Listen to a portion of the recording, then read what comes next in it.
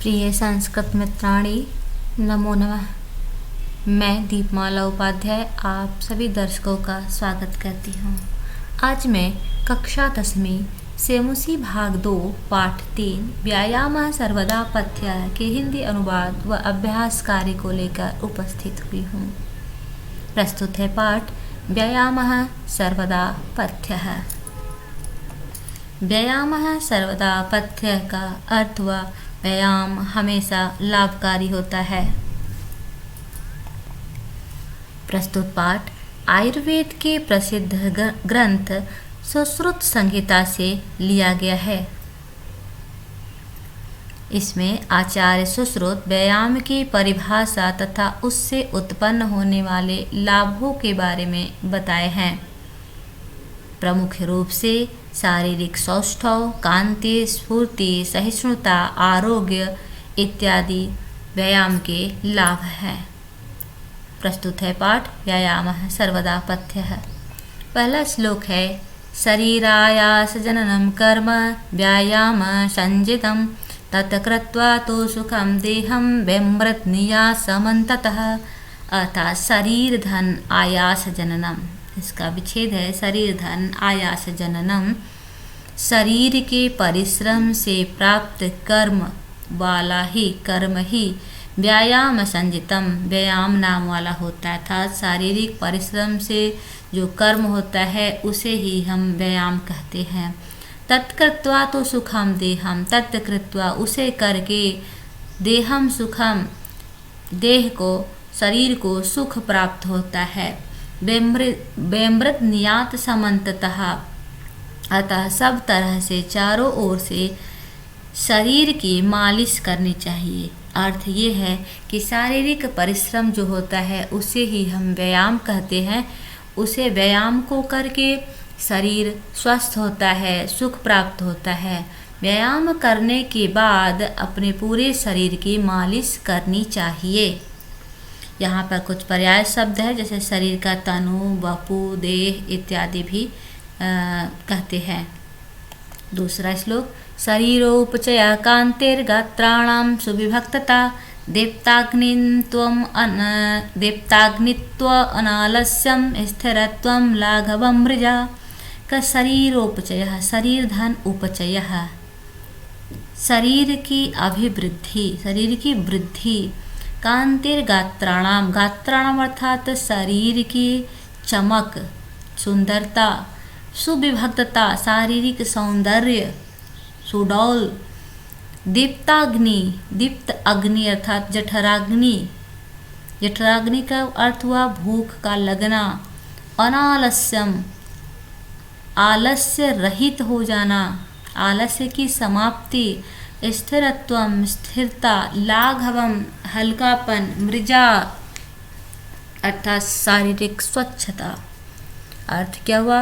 व्यायाम करने से शरीर की वृद्धि, शारीरिक चमक, सुविभक्तता शारीरिक सौंदर्य अथवा सुडौलता, भूख लगना, आलस्य की समाप्ति, स्थिरता, हल्कापन व शरीर की स्वच्छता होती है। किससे होती है? व्यायाम के द्वारा होती है। यहाँ पर विच्छेद किया गया है शरीर धन उपचय, गुण संधि है और षष्ठी तत्पुरुष है शरीरस्य उपचय।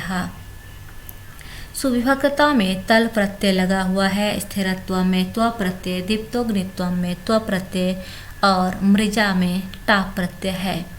प्रत्यय भी चैनल के माध्यम से पढ़ाया जाएगा। अगला श्लोक श्रम क्लम पिपासोष्ण शीतादीनां सहिष्णुता आरोग्यम चापि परमं व्यायामाद् उपजायते।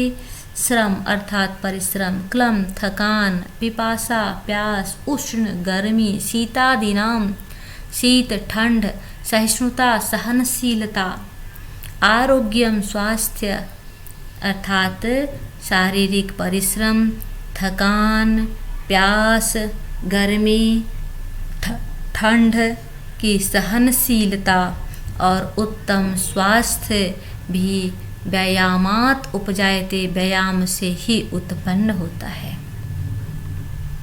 पिपासुष्ण पिपासा धन उष्ण, यहाँ भी गुण संधि है। शीतादिनाम शीत धन आदिनाम दीर्घ संधि, च आपी दीर्घ संधि है। कुछ पर्यायवाची शब्द जैसे आरोग्य का पर्याय निरोग भी होता है, परमम का श्रेष्ठम, क्लम का शांत, स्थिरत्वम शांति, सहिष्णुता सहनशीलता। इस तरह से पाठ से संबंधित पर्याय, विलोम, संधि और समास परीक्षा में पूछे जाते हैं। अगला श्लोक, न चास्ति सदृशं तेन किंचित् स्थौल्यापकर्षणं, न च व्यायामिनं मर्त्यम् अर्धयन्तरयो बलात्। न चास्ति सदृशं तेन किंचित स्थौल्य अपकर्षणम, स्थौल्य अर्थात मोटापे को अपकर्षण दूर करने वाला, इसके जैसा, किसके जैसा, व्यायाम के समान मोटापे को दूर करने वाला कुछ भी नहीं, अर्थात व्यायाम से मोटापा को दूर किया जा सकता है। नचा व्यायामिनम, और व्यायाम करने वाले व्यक्ति को, मर्त्यम व्यक्ति को, अर्धयंती यहाँ पर विच्छेद करेगा, मर्त्यम अर्धयंती अर्यो, अर्थात जो व्यायामशील व्यक्ति है उसे अरय अर्थात शत्रु भी बलात् बलपूर्वक, अर्धयंती कुचल नहीं पाते अर्थात परास्त नहीं कर पाते। जो बलवान व्यक्ति हैं, व्यायाम करने वाले व्यक्ति हैं, उनके शत्रु बलपूर्वक उन्हें नहीं कुचल पाते। पुनः देखें, व्यायाम के समान मोटापे को दूर करने वाला कुछ भी नहीं है, और व्यायामशील व्यक्ति को शत्रु बलपूर्वक कुचल नहीं पाते हैं। कुछ पर्यायवाची शब्द हैं। सदृशम का अनुरूपम या समान रूपम, अरयः का रिपवः, मर्त्यम मरणशीलम, अर्धयन्ति अर्दनं कुर्वन्ति अथवा पीडा यच्छन्ति। चास्ति चास्ति मर्त्य मर्दन्ति अरयो, मर्त्यम धन अर्धयन्ति धन अरयः संधि हुआ। किंचित स्थौल्यापकर्षणम अर्थात किंचित स्थौल्य धन अपकर्षण। न चैनं सहसाक्रम्य जरा समधिरोहति, स्थरी भवति मांसं च व्यायामाभिरतस्य च। न चैनं सहसाक्रम्यम, सहसा आक्रम्य, यहाँ पर सहसा धन आक्रम्य होगा, अर्थात अचानक आक्रमण नहीं करता। जरा समधिरोहति, जरा अर्थात बुढ़ापा, समधिरोहति अर्थात दबाता है। किसे, व्यायामशील व्यक्ति को अचानक बुढ़ापा भी नहीं दबाता है।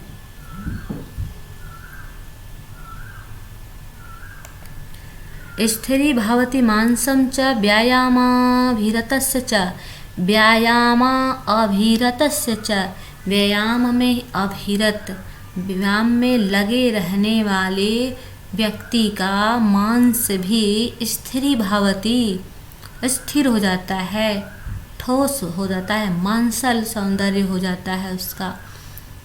पुनः देखें, व्यायामशील व्यक्ति को अचानक बुढ़ापा नहीं दबाता, और व्यायाम में तल्लीन लोगों का मांस भी परिपक्व होता जाता है।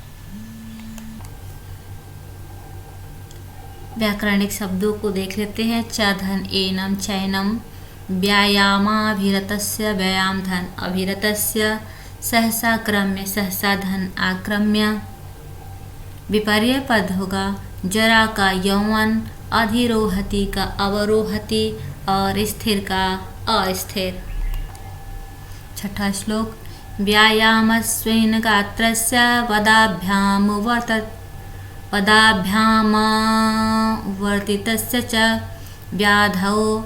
व्याधयो नोपसर्पन्ति वैनतेयमिवोरगाः, वयोरुपगुणैर्हीनम् अपि कुर्यात् सुदर्शनम्। अर्थवा व्यायाम स्वेन गात्रस्य अर्थात व्यायाम के कारण पसीने से लत पथ शरीर वाले, पदाभ्याम अर्थात दोनों पैरों को, उद्वर्तितस्य ऊपर उठाने वाले अर्थात पैरों को उठाकर व्यायाम करने वाले, लोगों के पास व्याधयो बीमारी व्याधि न उपसर्पन्ति वैसे ही नहीं जाती जैसे वैनतेय मिवोरगाः वैनतेय के पास गरुण के पास सर्प नहीं जाता।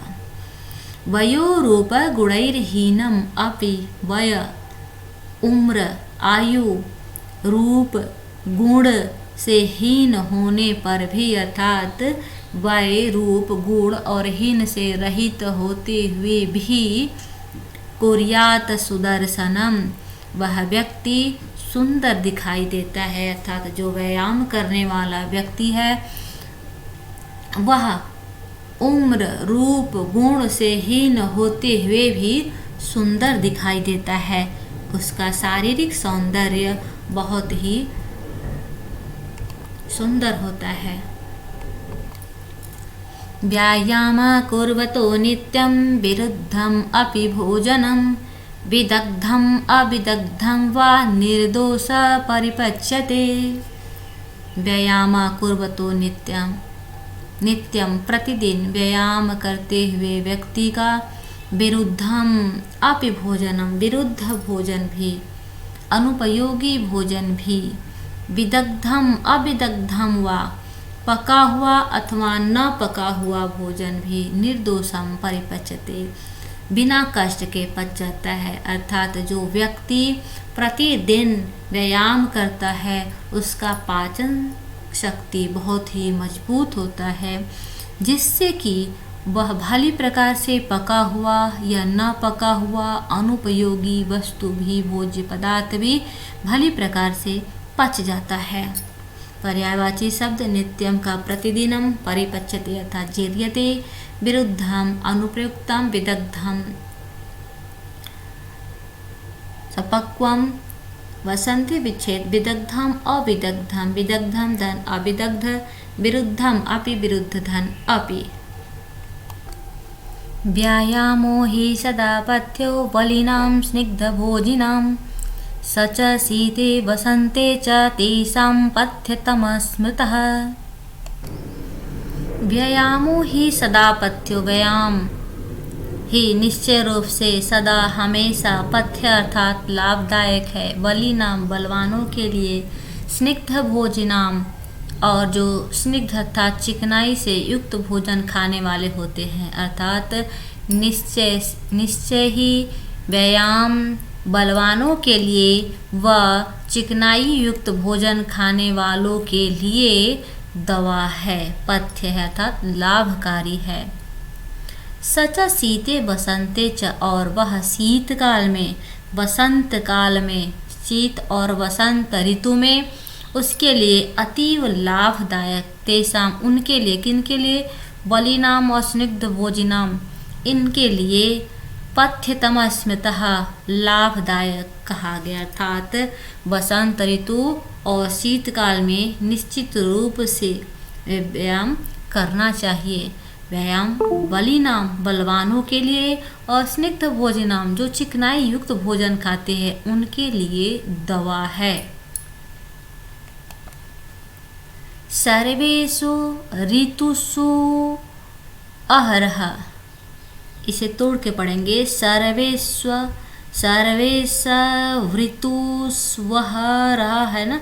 सर्वेषु ऋतुषु अहरः पुंभिरात्महितैषिभिः बलस्यार्धेन कर्तव्यो व्यायामो हन्त्यतोऽन्यथा। सर्वेषु सभी ऋतुषु ऋतुओं में अहरह प्रतिदिन पुंभी पुरुषों के द्वारा आत्महितैषिभिः अर्थात अपने हित चाहने वालों के द्वारा बलस्यार्धेन बल का आधे भाग से कर्तव्यो करना चाहिए। व्यायामो व्यायाम हन्त्यतो अन्यथा हन्त्यता अर्थात रहित कम हो जाता है हानिकारक अन्यथा नहीं तो। अर्थ क्या हुआ?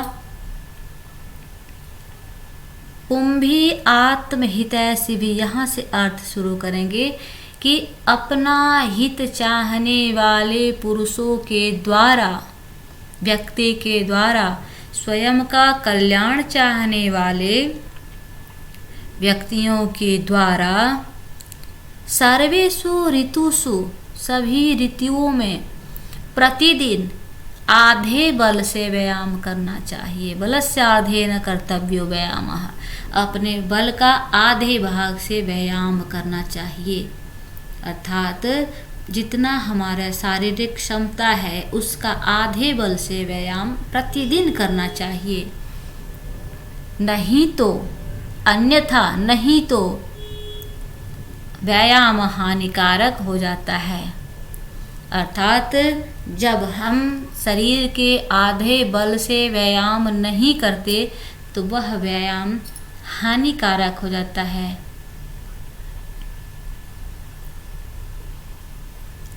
संधि विच्छेद सर्वेषु वहरा सर्वेषु धन ऋतुषु धन अहरः पुंभीर आत्महितैषिभिः का होगा पुंभी धन आत्महितैषिभिः बलस्यार्धेन बलधन अर्धेन हन्यता अन्यथा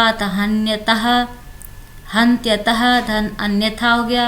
पर्यायवाची पद में पुंभी का पुरुषैः अहरः का प्रतिदिनम और अर्धन का अर्धभागेन। हृदय स्थाने स्थितो वायुर्यदा वक्त्रं प्रपद्यते व्यायाम कुर्वतो जन्तोस्तबलाधस्य लक्षणम। हृदय स्थान स्थित, हृदय देश पर स्थित अर्थात हृदय के पास स्थित वायु हवा वक्त्रम मुंह को प्रपाद्यते पहुँचती है। जब हृदय स्थान में स्थित वायु मुंह तक पहुँचती है। व्यायाम कुर्वतो जंतो, व्यायाम को करते हुए जंतु अर्थात व्यक्ति का जीव का बलार्धस्य लक्षणम, वह आधे बल का लक्षण होता है। अभी इसके पहले हम लोग श्लोक में पढ़े थे कि व्यक्ति जब तक अपने शरीर के आधे बल से व्यायाम नहीं करता वह हानिकारक हो जाता है। तो अब यहाँ बताया गया है कि वह आधे बल हम किसे कहेंगे। तो बताया गया है कि जब हृदय में स्थित वायु, हृदय स्थान पर स्थित वायु मुंह तक ना पहुँच जाती, मुंह तक पहुँचती है, उसे हम आधे बल का लक्षण कहते हैं।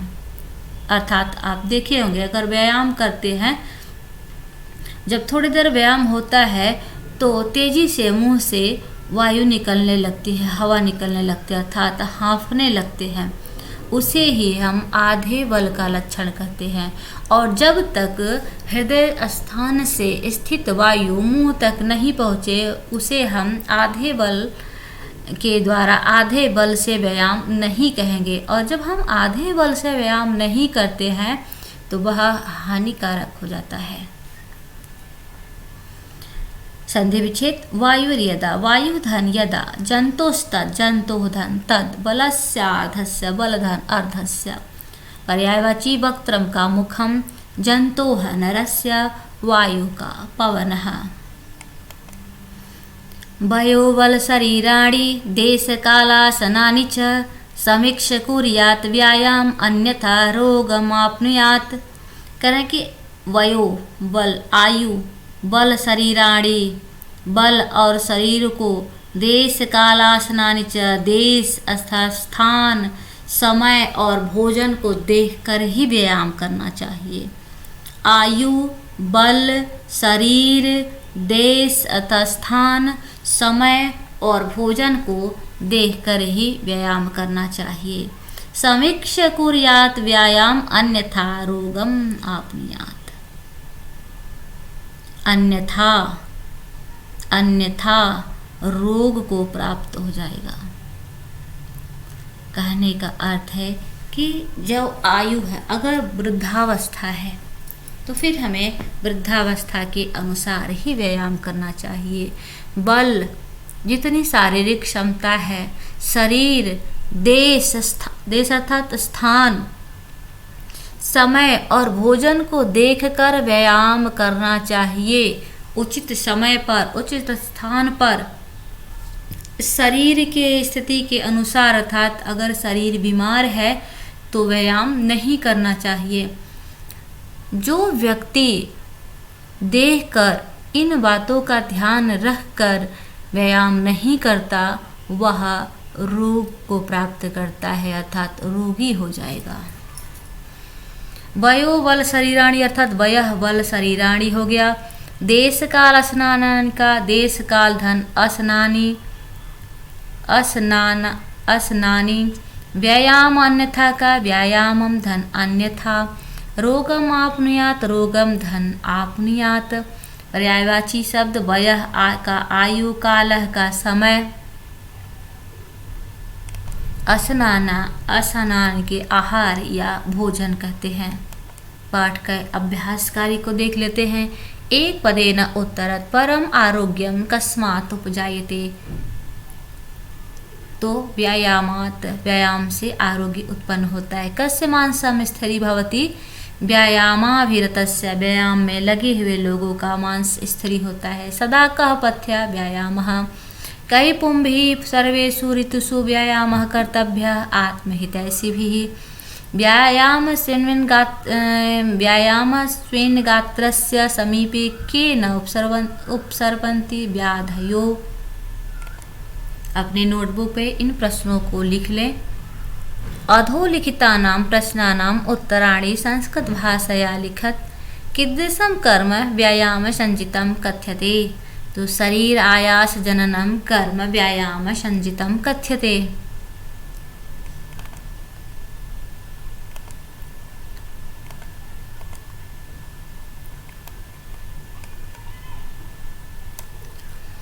व्यायामात् किम् उपजायते। व्यायामात् श्रम क्लं पिपासा उष्मशीतादीनां सहिष्णुता परं च आरोग्यं जायते। जरा कस्य सकाशं सहसा न समाधिरोहति।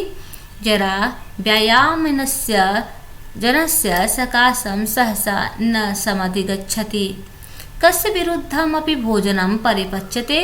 व्यायाम कुर्वतो नित्यं विरुद्धमपि भोजनं परिपच्यते। केता बलेन व्यायाम कर्तव्यः। कितने बल से व्यायाम करना चाहिए। अर्ध बलेन व्यायाम कर्तव्यः। अर्धबलस्य लक्षणं किम्। व्यायाम कुर्वतो जन्तु यदा हृदयस्थाने स्थितः वायु वक्त्रं प्रपद्यते तद अर्धबलस्य लक्षणम्।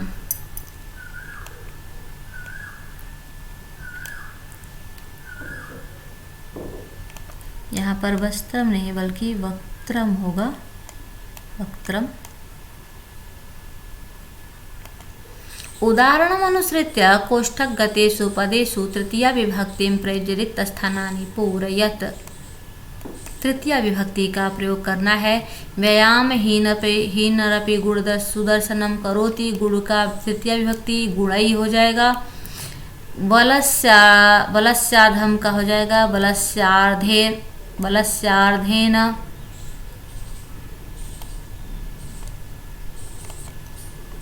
बलस्यार्धा का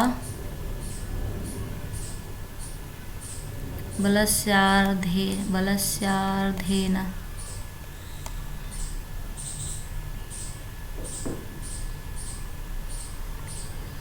व्यायाम का व्यायामेन हो गया। विद्या का विद्यया। चरण का चरणेन और नासिका का नासिकया। यह तृतीय विभक्ति का प्रयोग है। स्थूलपदमाधृत्य प्रश्ननिर्माणं करोत। शरीरस्य आयासजननं कर्म व्यायाम इति कथ्यते। तो शरीरस्य के आधार पर प्रश्न बनाना है। हो जाएगा कस्य षष्ठी विभक्ति है। अरयः व्यायामिनः के अर्दयन्ति। अरयः को आधार बनाकर प्रश्न निर्माण करना है तो के हो जाएगा कौन। आत्महितैषिभिः सर्वदा व्यायामः कर्तव्यः। आत्महितैषिभिः को प्रश्न निर्माण बनाना है आधार बनाकर तो कई हो गया। व्यायाम कुर्वतः विरुद्धं भोजनम अपि परिपच्यते। तो कीदृशं भोजनम हो गया। कीदृशं भोजनम अपि परिपच्यते।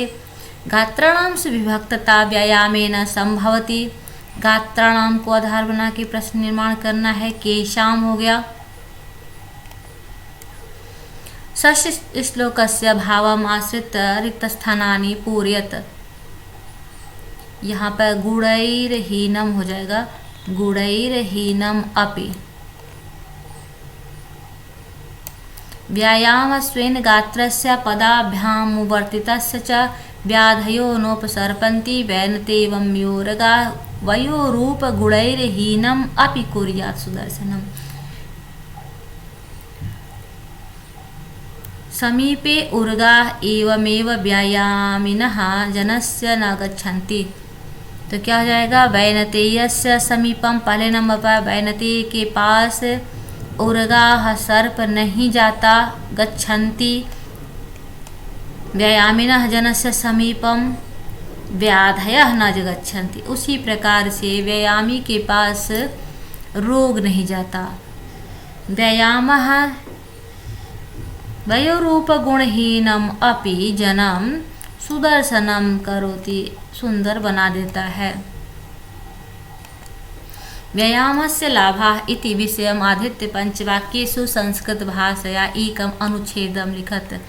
रचनात्मक कार्य के अंतर्गत चित्र वर्णन या अनुच्छेद लेखन भी पूछ दिया जाता है। व्यायाम जनेभ्यः स्वस्थं यच्छति, व्यायाम लोगों को स्वस्थ करता है।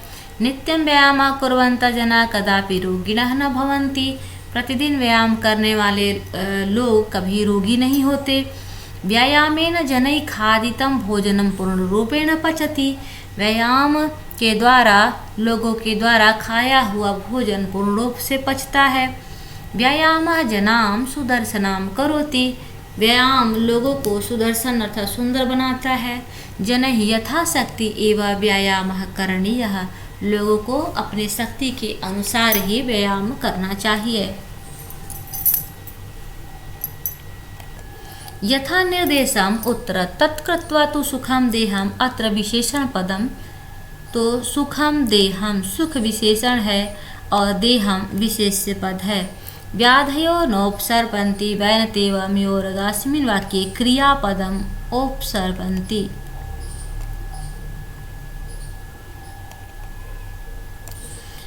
पुंभिः आत्महितैषिभिः अत्र पुरुषैः इत्यर्थे किं पदं प्रयुक्तम्। तो पुंभिः दीप्ताग्नित्वम् अनालस्य स्थिरत्वं लाघवं मृजा इति वाक्यात् गौरवम् इति पदस्य विपरीतार्थ गौरव का लाघव हो जाएगा। च अस्ति सदृशं तेन किंचित् स्थौल्यापकर्षणम् अस्मिन् वाक्ये तेन इति सर्वनामपदं कस्मै प्रयुक्तम्। च अस्ति स्थौल्यापकर्षणम् अस्मिन् वाक्ये तेन इति सर्वनामपदम्। तो यहाँ पर व्यायाम सर्वनाम पद तेन व्यायाम के लिए आया हुआ है। निम्नलिखितान् अव्ययानां रिक्तस्थानेषु प्रयोगं कुरुत, सहसा अपि सदृशं सर्वदा यदा सदा अन्यथा। व्यायामः कर्तव्य था, सर्वदा व्यायामः कर्तव्य, हमेशा व्यायाम करना चाहिए। मनुष्य सम्यक रूपेण व्यायाम करोति तदा सह यदा मनुष्य रूपेण सम्यक रूपेण व्यायाम करोति, जब मनुष्य सम्यक रूप से व्यायाम करता है तब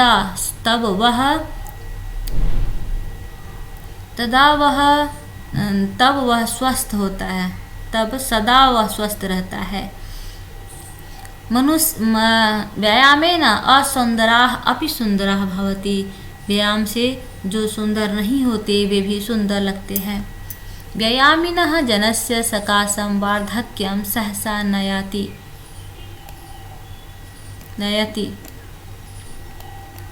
व्यायामेन किंचित् स्थौल्यापकर्षणं नास्ति सदृशम्। व्यायाम समीक्ष एव कर्तव्यं, व्याधयः आयान्ति अन्यथा। धन्यवाद। यहाँ पर इस पाठ का अभ्यास कार्य समाप्त हुआ। वीडियो कैसा लगा कमेंट के माध्यम से अवश्य बताएं। तब तक के लिए नमस्कार। मिलती हूँ फिर अगले वीडियो के साथ। धन्यवाद।